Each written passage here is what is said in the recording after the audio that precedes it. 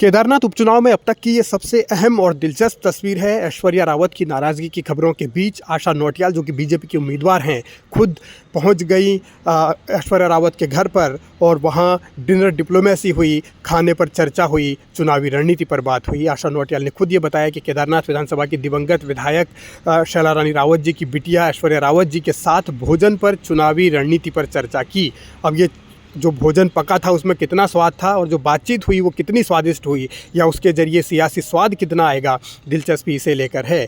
ऐश्वर्या रावत के घर आशा नौटियाल का जाना कई मायनों में अहम इसलिए हो जाता है क्योंकि 10 नवंबर की दोपहर को हरीश रावत भी ऐश्वर्या रावत के आवास पर पहुंचे थे। वहां उन्होंने दिवंगत शैला रानी रावत को श्रद्धांजलि भी दी, बातचीत भी की। अब इस दरमियान चुनाव पर बात नहीं हुई होगी या राजनीतिक बात नहीं हुई होगी, इससे कोई भी इनकार नहीं करेगा, क्योंकि जब दो राजनेता मिलते हैं किसी भी परिस्थिति में तो सियासी बातें ज़रूर होती हैं। अब वो किस लेवल की रही होंगी ये कहा नहीं जा सकता, लेकिन आशा नौटियाल इसीलिए आनन फानन में डिनर करने पहुंच गई शैला रानी रावत की बिटिया के घर पर, ऐश्वर्या रावत के घर पर, क्योंकि ऐश्वर्या रावत बिल्कुल भी अब तक कैंपेनिंग में नहीं दिखी हैं। तो आशा नौटियाल का उनके घर जाना क्या सियासी समीकरण साधने वाला साबित होगा ये कहा नहीं जा सकता। दिन में कुलदीप रावत और आशा नौटियाल भी एक साथ नजर आए थे। चुनाव प्रचार उन्होंने किया, कई जगहों पर लोगों से मुलाकात की, बातचीत की, छोटी छोटी सभाएं की, और यहाँ भी सब कुछ ठीक करने की कोशिश की गई। यानी चेक एंड बैलेंस बनाने की कोशिश आशा नौटियाल ने एक ही दिन में की है। पहले कुलदीप रावत से मुलाकात, बातचीत, उसके बाद ऐश्वर्या रावत से बातचीत। लेकिन समीकरण केदारनाथ में कैसे बनेंगे ये भी बतलाते हैं कि बीजेपी के सामने आने वाले दिनों में कितनी चुनौतियां हो सकती हैं। शायद इसीलिए आशा नौटियाल हर उस पहलू को साध लेना चाहती हैं ताकि बाद में कोई मलाल न रह जाए।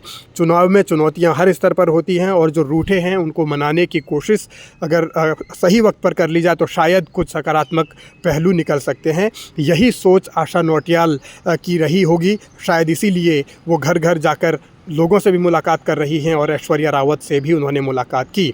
तो यहाँ समीकरण बहुत दिलचस्प इसलिए हो जाते हैं क्योंकि कांग्रेस भी पूरा जोर लगा रही है। कांग्रेस भी किसी स्तर पर कोई कसर नहीं छोड़ रही। मनोज रावत को उम्मीदवार बनाया गया है और हरीश रावत समेत तमाम बड़े नेता प्रचार में जुटे हुए हैं। अपने अपने मुद्दे, अपनी अपनी बातें कांग्रेस और बीजेपी दोनों बता रही हैं।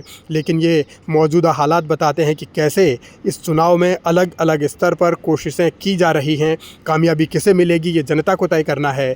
और आशा नौटियाल जब शैला रानी रावत की बेटी के घर जाती हैं तो उसका मायने समझिए, क्योंकि शैला रानी रावत 2 बार की विधायक रही हैं। उनका अपना वोट बैंक रहा होगा, बेस वोट बैंक। अब वो बेस वोट बैंक किसके साथ जाएगा, क्योंकि पहले वो कांग्रेस जीती, फिर बीजेपी से जीती।